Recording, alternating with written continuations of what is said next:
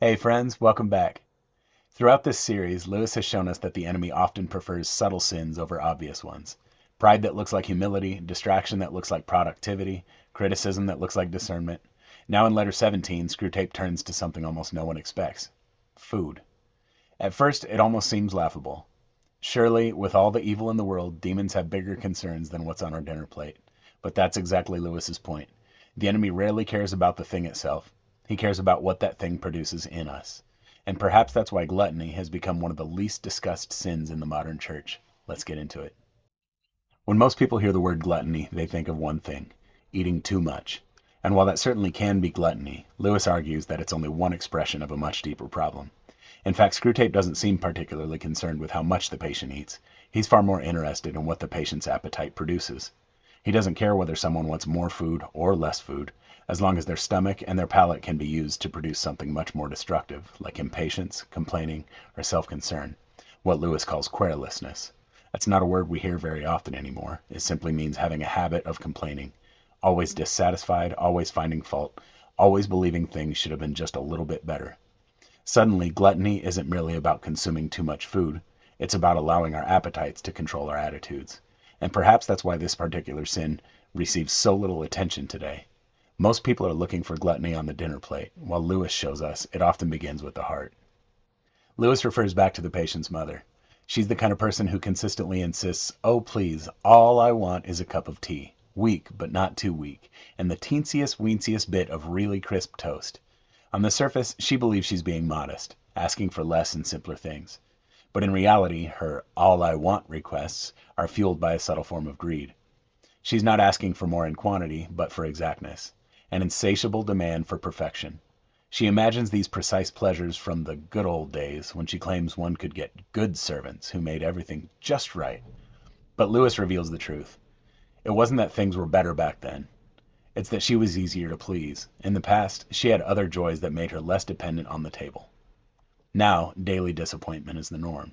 This continual dissatisfaction breeds ill temper. Cooks give notice, friendships cool, all because no one can meet her impossible standards.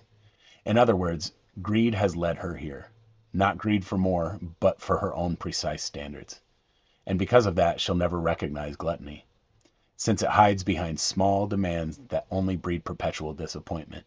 And that's exactly what Screwtape was after. Not a larger appetite, but a more demanding heart. After exposing the "all I want" state of mind, Screwtape shifts his strategy. That avenue was appropriate for the patient's mother, but the patient himself requires a different approach. He tells Wormwood that men are often easier turned into gluttons through vanity. The patient begins believing he has unusually refined taste. He knows good coffee, good steak, good wine, good bread. He isn't merely eating, he's becoming a connoisseur. And what begins as vanity gradually becomes habit.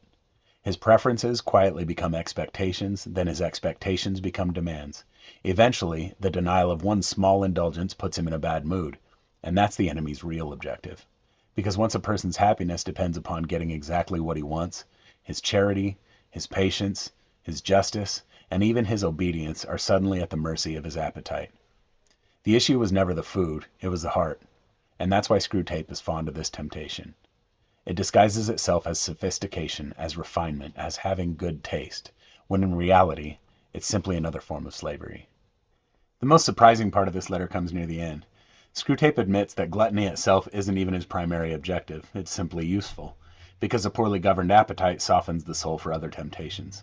He specifically mentions the battle for sexual purity. And then Lewis gives us another very interesting observation. Screwtape tells Wormwood never let the patient notice the medical aspect. Instead, keep him wondering whether his latest failure came from pride, or lack of faith, or weak devotion. Anything except the possibility that his physical condition may have played a role. Lewis isn't saying temptation is merely biological. He's saying we're far too quick to separate our spiritual lives from our physical ones.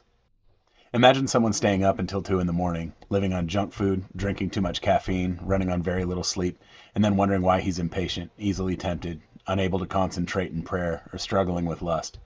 Screwtape would be thrilled if that person spent hours searching for some mysterious spiritual explanation, while never asking a much simpler question.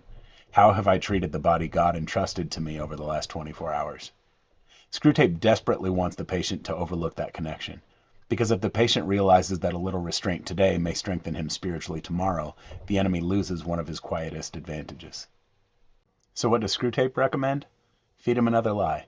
Convince him that exhausting himself with excessive physical exercise somehow makes him more virtuous, when in reality it keeps him mentally overspent and vulnerable. Keep him swinging between indulgence and exhaustion, anything except the kind of self-control, such as moderation or humility, that allow both the body and soul to flourish. Because the enemy knows something many of us forget. We are not merely spirits. God created us as embodied beings. And when we faithfully steward both body and soul, many of the enemy's footholds begin disappearing. I think Lewis leaves us with a much broader lesson than food alone. Every good gift from God can become an idol when it begins controlling us. Food, comfort, entertainment, sleep, pleasure, none of these things are evil. In fact, they're gifts. But gifts make terrible masters. The best question here isn't, how much did I eat? It's more like, what controls me? Does my peace depend on getting my way? Does kindness disappear when I'm uncomfortable?